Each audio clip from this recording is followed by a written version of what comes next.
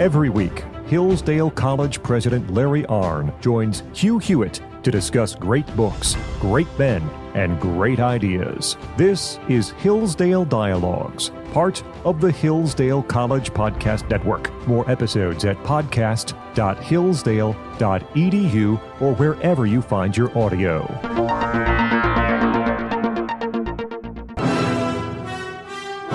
Morning glory and evening grace, America. I'm Hugh Hewitt. Inside the Beltway, that music means the Hillsdale Dialogue is upon us. Each week, the last broadcast hour of the week, devoted to big ideas and big things and big people and big books. And this week, we got Dr. Matthew Spalding, who is Dean of the Kirby Center and the Graduate School of Studies in Statesmanship at the Kirby Center in Washington, D.C., Hillsdale's flagship inside the Beltway. And we are meeting here online and in your living rooms and in your cars on a special day because Dean Spalding wrote a great book, which we talked about earlier this year, The Making of the American Mind, the story of our Declaration of Independence. And today it received this very day, it received the award for Book of the Year from the Intercollegiate Studies Institute. And that's a big deal if you know anything about ISI. Matt, congratulations. I did not know that until today. This is well timed. That's a big deal. Congratulations. No, thank you. It was a great honor, and I have great gratitude for it. I mean, ISI is a venerable and important, influential group of faculty nationwide, conservative faculty and students, and they take books seriously. So that's something I respect greatly, and it was quite wonderful. We had a great ceremony here in Washington D.C. and it was very important this year of all years to honor something like the Declaration of Independence in that writing. And I think it's also a tip of the hat to the fact that I took it so seriously and wrote a serious, thoughtful book on these things, and not just an immediate short-term book in the moment. But I wanted to delve down into some of the deeper themes that are behind the Declaration, the roots of it, if you will, going back to the Greeks and the Romans and the Christian traditions we discussed before. And so I take it as a recognition of all of those things, and that's very important. So I was thrilled. And it's a great honor to receive a Book of the Year award. Well, to be honored by ISI is to be honored by serious people for doing a serious thing. And so congratulations. If anyone has not yet read The Making of the American Mind, and they really want to know about the political theory behind the Declaration.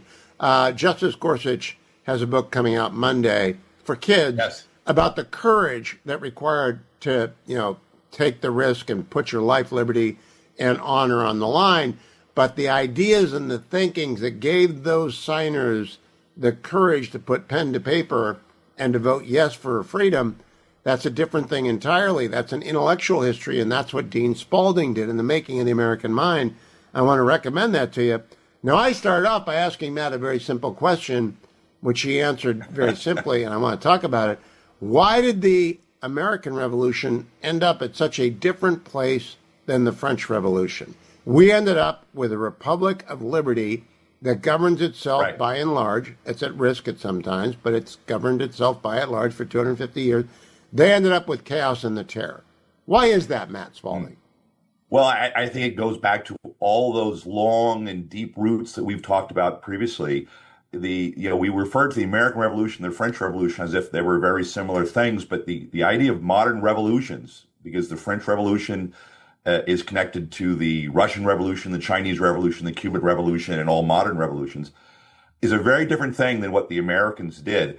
I oftentimes like to, I prefer to refer to this American thing called the American founding, because that emphasizes the twofold nature of it. On the one hand, they broke with the British in terms of their immediate rule, but they also founded something. And that's that deliberative process that created that is so important and really distinguishes it from, say, the French. The French was about tearing things down. As Diderot famously or supposedly said, he wanted to strangle the last priest with interest, the last king, or the other way around. I always get them mixed up.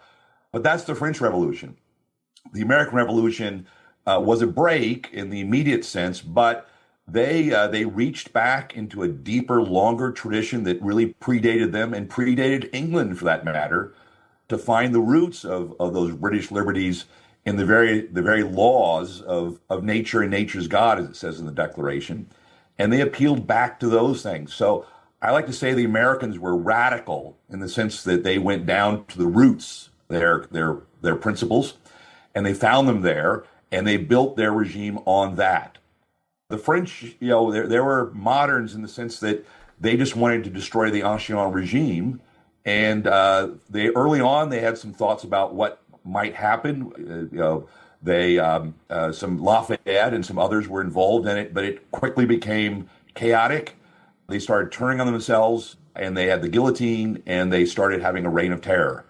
That's, a much different direction. And then on top of that, of course, we can add there were key people in the American Revolution that prevented that from happening, that embodied those principles. In America, of course, that central figure was George Washington, who prevented that from happening and kept that revolution controlled so that it kept focused on its objective, which was to establish a constitutional government, which, we're celebrating the 250th anniversary of the Declaration now, but 11 years from now is the 250th anniversary of our Constitution. And we want to keep that in mind. It's that spread of things, that deliberative process. I mean, the Continental Congress is a legislature, after all. The Declaration is a piece of legislation debated and at great length. And, it's not just merely the storming the Bastille in a moment. It's a longer, deeper thing that has these deeper roots in constitutionalism, and especially the Christian and religious, or at least moral roots underneath it, which the French, of course, were deeply opposed to and wanted to wipe out. So they're very different things. And I can't, you can't emphasize how different they are. You can't overemphasize how different they are, the French Revolution and the American Revolution. Yeah. You wrote to me, ours was a deliberate process, theirs was not. Yeah. In other words, ours was argued over and debated. In the next segment, we're going to talk about the spring of 1776. But we have been talking, we've had a series about 4 or 5 of these conversations about, we've been at war for a year now, right? When did we start war? Right. April of 1775? So April 75 was Lexington Concord. Washington became commander-in-chief in June of 75. So, the war is already a full war. And so it's amazing the extent to which they slowed things down, and no state acted by itself, no colony acted by itself without the permission of the Continental Congress. They did everything together. They stuck together. They held together. They debated. They argued. It's very, very thoughtful and deliberative. I mean, what is the American Revolution known for more than anything else? The pamphlets, the writings, the debates, the Federalist Papers. They argued. I mean, it's a legislative process, and that's what distinguishes it and makes it so much inheritance of the British constitutional system, but quintessentially American, and how they went about creating this new country. Which is why I always like to connect the revolutionary aspect of it to the founding aspect of it. It's what they created from the very beginning. They had in mind not what they were tearing down as much as what they were building, and that's very American. And Matt Spalding, along the way, people were persuaded. They just didn't have a gun put to their head. They were not simply executed or sent to the guillotine. People were persuaded, in one case, just to stay away from the final vote on the Declaration. In another case, to go in, because it had to be unanimous. People were persuaded by argument leading up to the Declaration. Oh, that's exactly right. And remember, the First Continental Congress in 1774, even a year even before the war broke out, and they're voting. They're passing major pieces of legislation. There's something called the Continental Association in 1774. So they're already going down this path. The Declaration is an important step, the crucial step along the way. But they're debating this at every step of the way. Some colonies are divided. The votes are split. They have arguments over what to do. Should we petition the king again? And it's this prudential back and forth. They actually debate what is the prudent thing to do in these circumstances. So that really distinguishes the American Revolution, and is one of the reasons why I consider it to be very much grounded in almost this classical sense of deliberative, thoughtful rational politics, prudential politics that really define what we associate in the West as kind of a statesman's process by which they formed this thing we call America. The French, you really don't see that at all. The French Revolution almost immediately gets out of control, as do modern revolutions. Modern revolutions are about toppling and replacing it with the next strongman, whoever has the power. That's not the American model. And lining people up against the wall and shooting them. I'll be back with Dean Matt Spalding, Dr. Matt Spalding. His new book is called The Making of the American Mind. It is a wonderful journey into the intellectual roots and architecture of the Declaration. We'll be right back after these messages. Stay tuned. This show is a part of the Hillsdale College Podcast Network. If you like what you hear, please subscribe to your favorite. You'll get brand new episodes of all your favorite shows sent right to your device, and you'll help us know that you're out there listening. Never miss another episode by going to podcast.hillsdale.edu/subscribe. That's podcast.hillsdale.edu/subscribe. Or click the follow or subscribe button on Apple Podcasts, Spotify, or YouTube. Welcome back, America. Hugh Hewitt, the Hillsdale Dialogue underway. All things Hillsdale at hillsdale.edu, including their brand new online course on classical rhetoric and logic, much of which figured in the debate about the Declaration of Independence. I'm joined by Dr. Matthew Spalding, Dean of the Graduate School of Statesmanship at the Kirby Center in Washington, D.C., the flagship of Hillsdale College inside of Washington, D.C. Matt Spalding, it's May and June of 1776, 250 years ago. We're not to the Declaration yet. Declaration doesn't come for another 64 days. What's going on 250 years ago right now in the spring of 1776? Very, very important things, and you've latched on to the key piece here, which is we should always remember that these events are occurring in real time. Last year was the 25th anniversary of the creation of the Army, and the war is underway. And there seems to be this quiet period, or at least we think there's this quiet period leading up to the spring of 76 towards the Declaration. But some crucial things are happening. The British have evacuated Boston in March. Recall, Washington goes to Boston when he's assigned to lead the armies, and he famously puts cannons on Dorchester Heights, and they decide to evacuate. But he quickly realizes that they're going to evacuate. The British get out of Boston. Let's explain that. They get Boston. Knox brings the cannon down from, I don't know, Lake Champlain and gets him to Dorchester. Fort Ticonderoga. Brings him down 60 tons of cannons. And Washington has this idea to place him on the height of Dorchester, which is over the Boston Harbor. The British realize they're outgunned in that moment, and they decide to leave because a battle would threaten the British ships in the harbor. So Washington has figured out how to force them out of Boston. There's some thinking that, well, this is good news. They're leaving. But Washington's too smart for that. He realizes they're going to go and regroup, and they're going to come back, and he thinks they're going to come back and attack New York. So 250 years ago, right about now, Washington is in the process of moving his Continental Army from Boston to New York, which, by the way, he didn't have any permission to do. He understood that to be his military commission to go to war, and he's positioning himself. So he's moving. He's already declared independence, in my opinion. He's already on the move, going to New York. Prepare for an attack. The British go to Halifax, which is up above Maine, for a safe harbor. And they're, of course, going to regroup. They're going to get some more ships from England. They're going to gather some ships that are down in the Bahamas. And they're essentially going to prepare the largest naval invasion in world history up to that point, up to World War II. What the British are going to do by sending their ships to New York against George Washington's small army is the largest naval invasion in history, bigger than the Spanish. That's so amazing to think about. And meanwhile, in Philadelphia, they're talking, right? They're just talking. And meanwhile, in Philadelphia, they're debating, they're arguing. Things are moving along. You had Common Sense by Thomas Paine in January, so that kind of burst the bubble. There's now an argument out there for independence. But the debate, and it's actually a fascinating debate, it's not because anyone was for or against the principles for which they were fighting.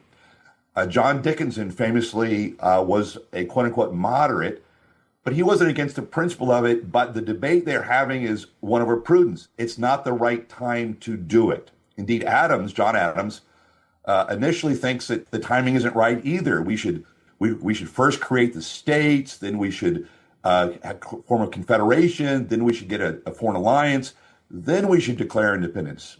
The problem is things start moving very rapidly and the debates in Congress become very intense. In May, there will be some states that by necessity need constitutions because the British governors have disbanded their constitutions and their legislatures. So Congress starts giving them permission initially, and then over the course of 5 days in May, they decide and they say that all colonies must create new governments, and no British government in the colonies is legitimate anymore. That's a key move by the Continental Congress. And the question is, why do they do it then in May? And this is where these two worlds connect. Because George Washington, who's a very, very smart military leader, is very good at gathering intelligence. And he has gathered intelligence from England. Secretly gets to him in New York, which he then sends down to Philadelphia. And that's when he has literally gotten copies of agreements between the British king and some of the Prussian states to hire up to 40,000 mercenaries. Washington informs the Continental Congress of this.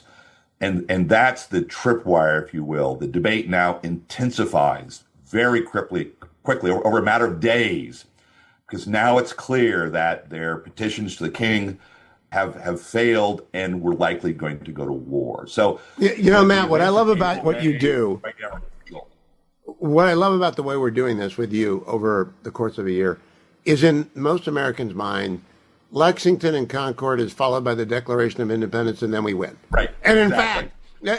fact, it's Athena coming out of Zeus's head. It's 8 years of blood, sweat, and tear, toil and trouble, right, losses, death. I make my law students watch the first 2 episodes of Adams, the HBO series, because it's about the Continental Congress, just to make them realize they're yelling at each other in that closed room, and it's hotter than hell. You just mentioned, and I think, let's take a minute. Thomas Paine put Common Sense out in January, and it lit a fire. What do you mean by that? Right. January. Tell people what you mean by that. It lit a fire. Part of it is Thomas Paine is a wonderful writer. It comes out anonymously in January 1776. His timing was impeccable. It's the first full-throated call for independence. It's a full-throated attack on the British monarchy as being corrupt and tyrannical, and it captures the moment. It spreads like wildfire. In a population of 2.5 million people, he sells 500,000 copies almost immediately. It's spread around. Everyone's reading it. They're all writing about it.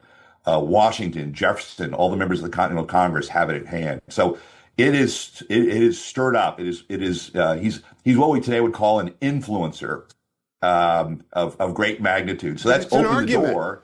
Right? It's an argument. Debate, but that's precisely, it's an argument, and they're a legislature. What we oftentimes forget, the Declaration of Independence, this is not something that Jefferson all of a sudden just kind of like Athena coming out of Zeus's head produced some evening. This is years in the making, debating. They're debating this on both sides, what to do, when to do it, what are the grievances, why is that a grievance? All these things are hotly debated throughout the spring of 1776. It has been since 1774, and we sometimes forget the Declaration was a consensus document. It's what, and the title of my book comes from a letter Jefferson later writes. He didn't make it up, he says. These are not new ideas. It's an expression of the American mind. He understands himself to be capturing that 2 years of debate in the Continental Congress. He's capturing what they've learned. He's capturing the pamphlets and the sermons and the writings and the letters. And we stand by. I want you to hold that thought, because I just read somewhere, there are lots of books coming out right now. None of them as good as Matt's The Making of the American Mind, but I just read somewhere Jefferson consulted no papers, no documents in the 3 days that he wrote the Declaration. We'll talk about that when we come back. Don't go anywhere. Hello, this is Jeremiah Regan, and I have some great news. We've brought Hillsdale's incredibly popular free online courses to the Hillsdale College Podcast Network.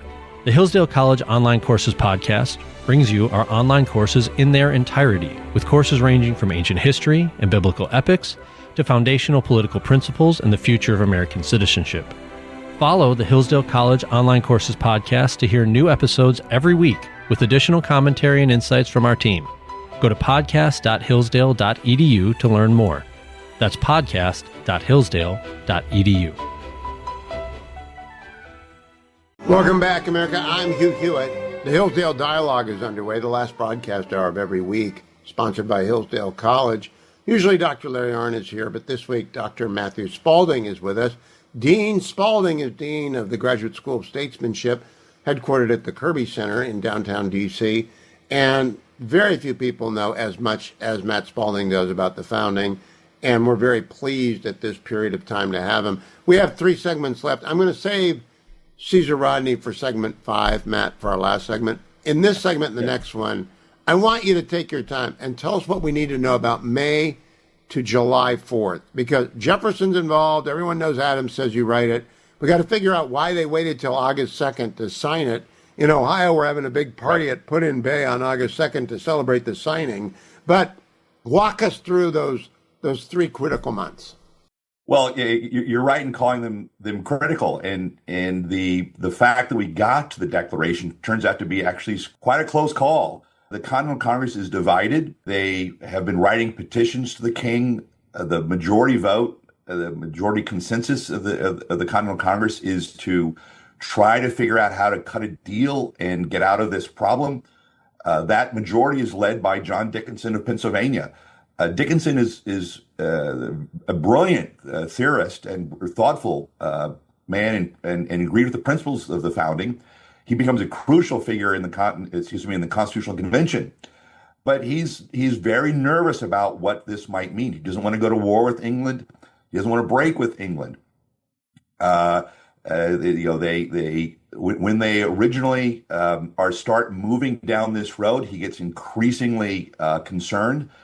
He's worried that we're going to go to war in a paper boat, unprepared for the storm, and that's essentially the tenor of his debate. John Adams, on the other hand, who's been there since 1774, is the leader of those who are pushing for independence.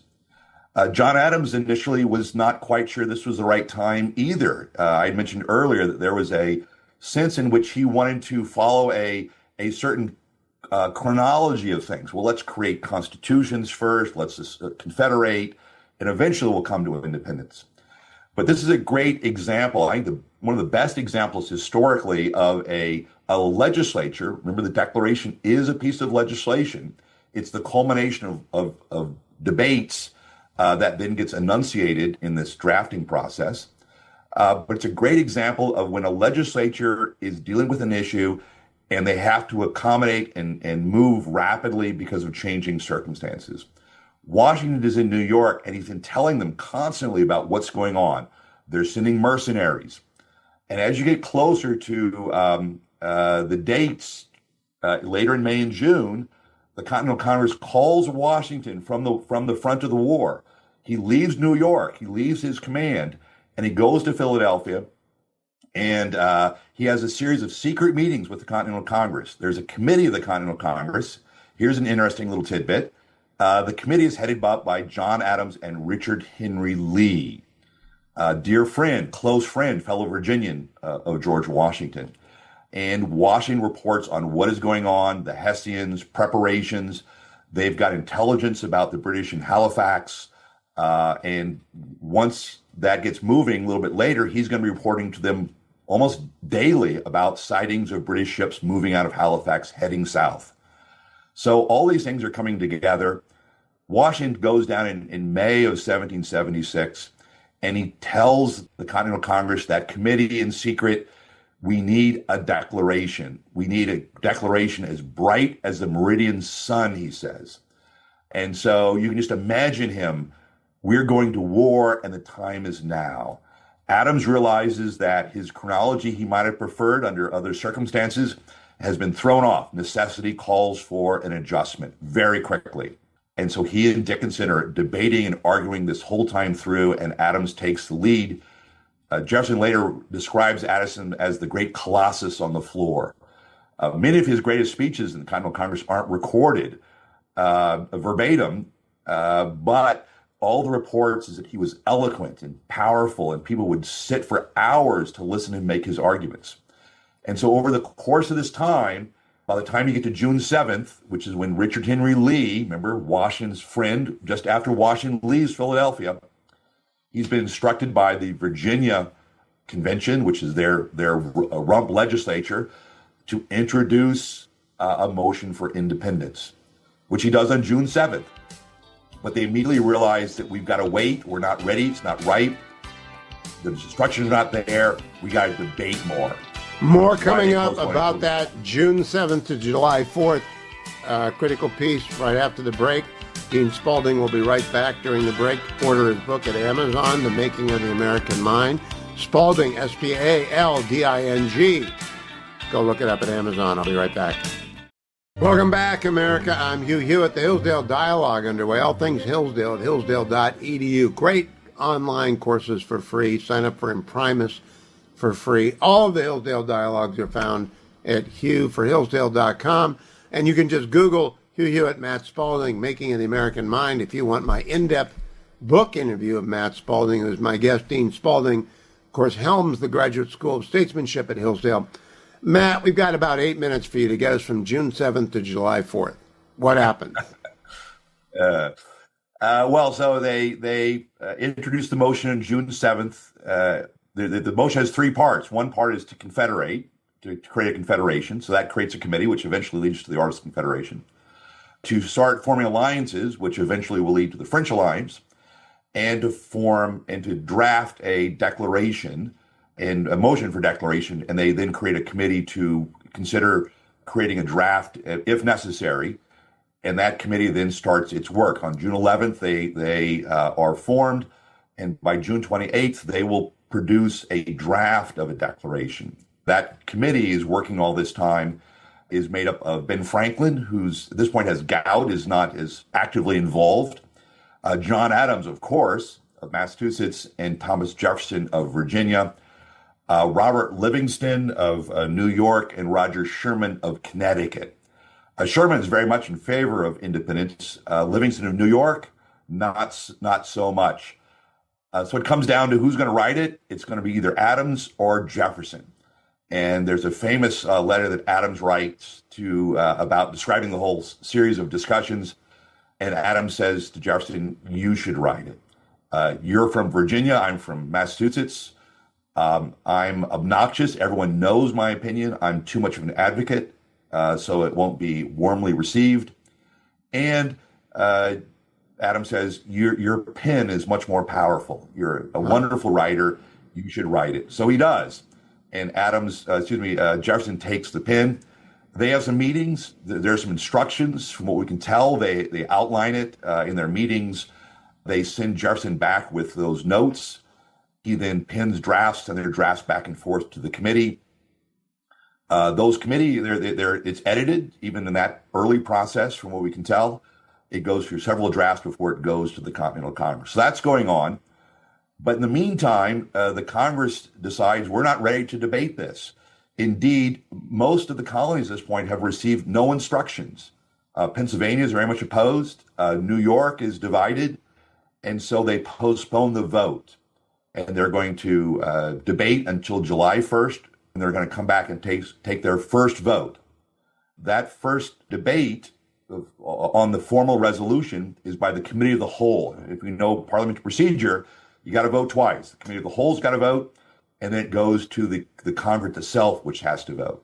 The problem is that even on July 1st, when they come back, some states have gotten their instructions, and the first test vote passes 9-2.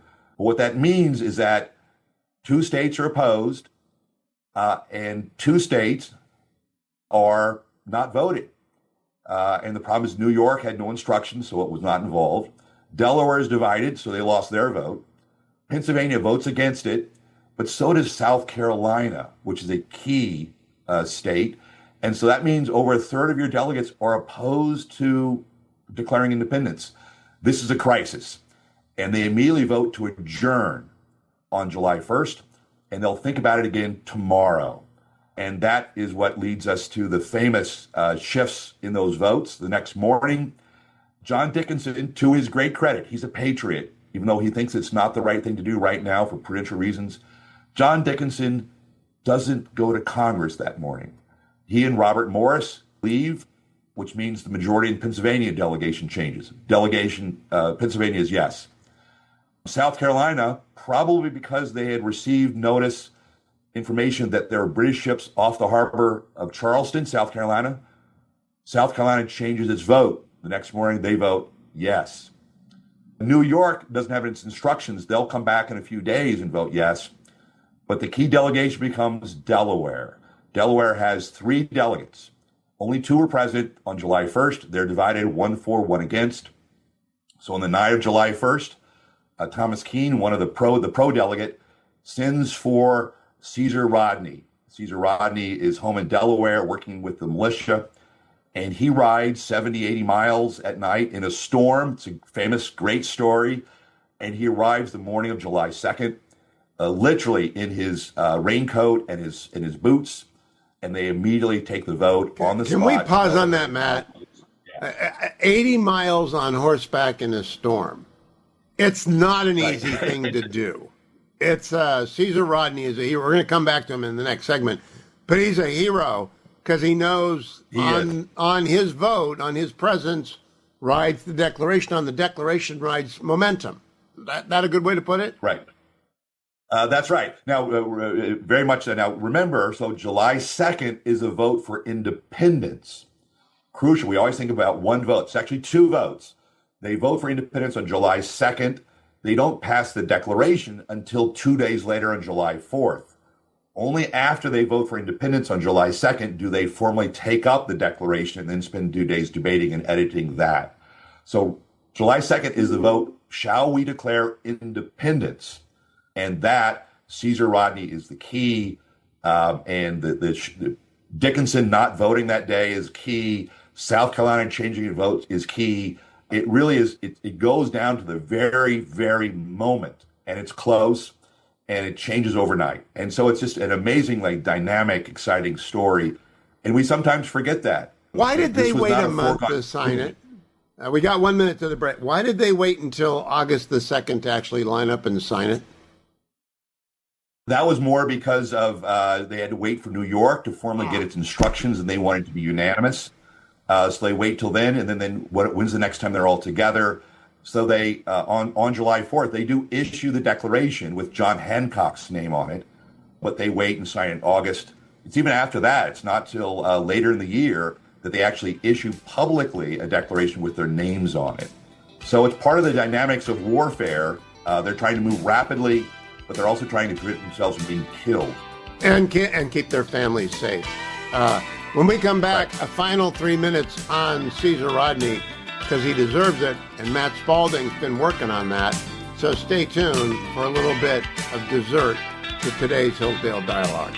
Welcome back, America. I'm Hugh Hewitt. The Hillsdale Dialogue is wrapping up with Dean Matt Spalding. Dr. Spalding helms the Graduate School of Statesmanship at the Kirby Center for Hillsdale College in Washington, D.C. All things Hillsdale, including all the knowledge about the graduate school at hillsdale.edu. All our dialogues at hughforhillsdale.com. We're just talking about the magnificent ride of Caesar Rodney, which secured the Declaration for the country. However, there's a great statue of him in Washington, D.C. Tell us what happened to that statue, Matt Spalding, and what you've been up to. Well, this is such a great, he's such a great figure, and he's overlooked. But his statue, there's this great statue made in the 1920s of Caesar Rodney on horseback that was in Delaware, in the capital of Delaware, for a long time. And in the summer of 2020, if you recall, this is the summer when they were tearing down statues. Yep. They took down Caesar Rodney's statue. And Caesar Rodney was one of the ones who was thought, politically incorrect and so it had to go. The celebrations for America 250 and the administration, the Trump administration, who wants to celebrate that, and some of the key people there, Vince Haley in particular with Domestic Policy Council, who's a great fan of the Caesar Rodney story. We talked about this at great length many times. We wanted to recover that statue, and it was in storage. And so a couple of weekends ago, in the middle of the night, the statue was moved and is now in a place of pride in Freedom Plaza, right near the White House. And it's been restored to a place of honor. There's going to be other statues around it of Continental soldiers, and tell a lot of that story. It's a maligned, he was maligned because he owned slaves. What's ironic about that is he did own slaves. This is an important part of our history. He owned slaves, but he freed his slaves. And he freed some immediately. He freed the rest in his will, and he took care of them and their emancipation over time. So it's a great story of how the American Revolution actually occurred. He himself imbibed those principles, and by getting the Declaration signed, set in motion the inevitable extinction of slavery across the continent. And he was there, and then he voted for the Declaration, and it put that principle into place. After that, he goes off and he fights honorably in the Continental armies. He takes the place of a Delaware leader who was killed in battle, and he fights and continues until Yorktown. And finally, his own health. He was when he did that ride to vote for independence, he was already dying from cancer.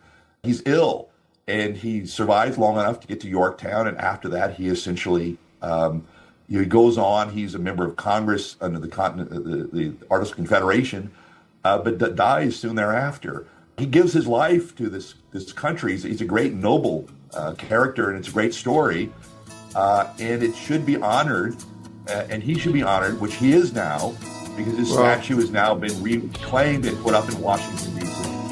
Hats off to you for that effort and everyone involved in it, Matt Spalding, and for your book, The Making of the American Mind.